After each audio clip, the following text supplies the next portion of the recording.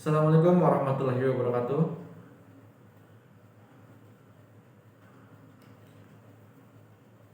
Jalan-jalan menggunakan perahu kayu, jangan lupa membeli manggis.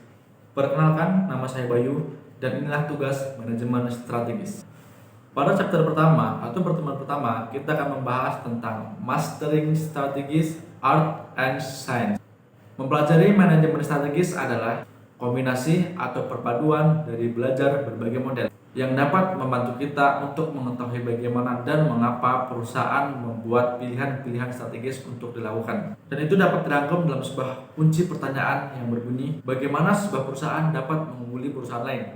Jawabannya adalah plan, play, position, pattern, and perspective.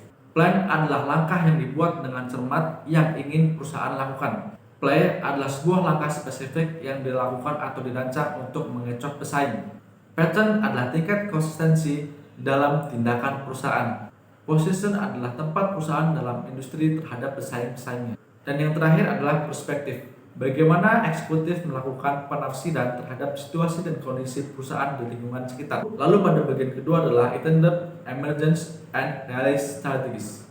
Intended strategi adalah proses merencanakan strategi untuk waktu jangka panjang ke depan. Emergent strategi adalah adaptasi yang dilakukan selama rencana atau plan strategi itu dilakukan. Realist strategi adalah tingkat konsistensi selama plan atau strategi. Selanjutnya kita akan membahas tentang visi, misi, dan tujuan.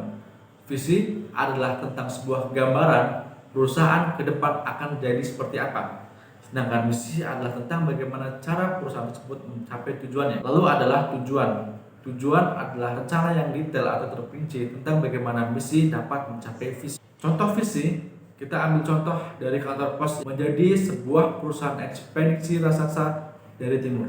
Bagaimana penjelasan sederhana tentang visi, misi, dan goals? Saya berikan contoh tentang sebuah tim sepak bola. Visi dari sebuah tim sepak bola, mereka ingin memenangkan gelar juara Piala Dunia antar klub. Itu visinya. Lalu misinya adalah tentang cara bagaimana mereka dapat menjadi juara dunia antar klub. Yang jelas dan yang pasti adalah mereka harus mengikuti Piala Champions, Liga Champions, dan mereka harus menjadi juara. Mereka harus mendatangkan pemain-pemain hebat, pemain-pemain yang profesional, pemain-pemain yang berbakat agar mereka mempunyai sebuah tim yang sangat kuat. Dan goalsnya adalah mereka harus memenangkan setiap pertandingan yang ada. Setiap pertandingan yang mereka terima harus dimenangkan agar mereka menjadi puncak atau pemimpin klasmen. Ketika mereka menjadi pemimpin klasmen, mereka akan menjadi juara liga. Setelah menjadi juara liga, mereka akan mengikuti Liga Champions, dan ketika mereka juara Liga Champions, mereka akan mengikuti kompetisi atau turnamen Piala Dunia antar klub. Baru setelah itu dia mempunyai kesempatan untuk memenangkan Piala Dunia antar klub. Lalu pembahasan berikutnya adalah tentang lingkungan eksternal. Lingkungan eksternal adalah lingkungan yang berada di luar organisasi berupa variabel-variabel di luar organisasi yang berupa peluang ataupun ancaman.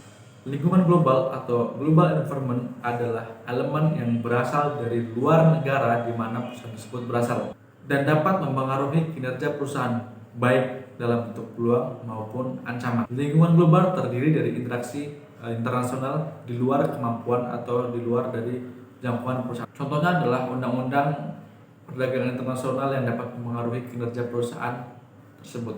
Secara umum, itu semua mempengaruhi seperti fakta-fakta politik, ekonomi, sosial, dan segala bentuk yang bersifat internasional. Contoh sederhana adalah Taliban yang sekarang mempengaruhi atau menduduki Kabul, ibu kota dari Afghanistan, dan itu adalah salah satu bentuk atau faktor politik yang mempengaruhi. Sasaran jangka panjang dan strategi umum. Tujuan jangka panjang, tujuan besar yang ingin dicapai dalam waktu beberapa tahun ke depan. Ada beberapa hal atau pencapaian yang harus dilakukan agar sasaran jangka panjang dapat terlaksana dengan baik dan benar. Bagaimana cara mencapainya adalah menetapkan sasaran jangka pendek dan harus mencapainya di sepanjang jalan menuju sasaran jangka panjang. Strategi umum adalah suatu pendekatan yang semuanya berkaitan dengan pelaksanaan gagasan, perencanaan, serta eksekusi dalam aktivitas yang memiliki kurun waktu tertentu.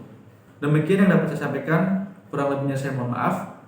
Di siang hari makan kuaci, makanya bareng sama Ibu Asih. Cukup sekian video kita hari ini. Kurang lebihnya saya ucapkan banyak terima kasih. Wassalamualaikum warahmatullahi wabarakatuh.